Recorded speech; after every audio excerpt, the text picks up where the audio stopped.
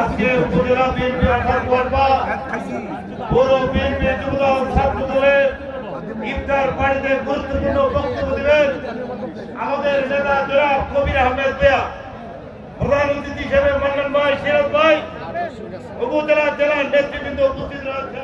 আমি শুধু একটি কথা বলতে চাই, গতকাল 22 এপ্রিল এসেছিলেন বিগত যৌবন অর্থাৎ যারা দেশ থেকে পলাতক হাসিনার মতো হয়েছিলেন, কানাডা গিয়ে ঘুমিয়েছিলেন, তার পক্ষে এবং কিছু আওয়ামী লীগের পক্ষে গুণগান গিয়ে গেলেন।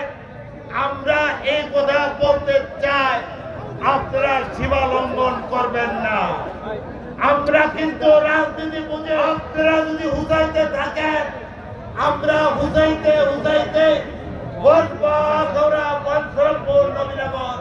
সবাই ব্লড মেরে যাব।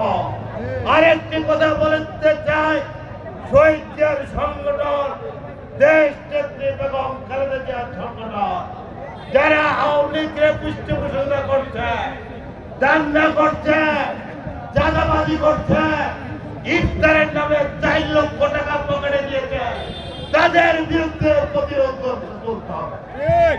যাদের কোন ঠিকানা নাই, যাদের কোন অস্তিত্ব নাই, তারা বিএনপির কেউ হতে পারে না।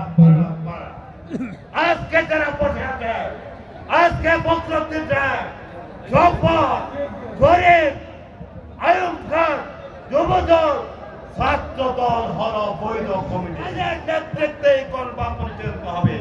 তাদের নেতা হলেন আব্দুল কবির আহমেদ।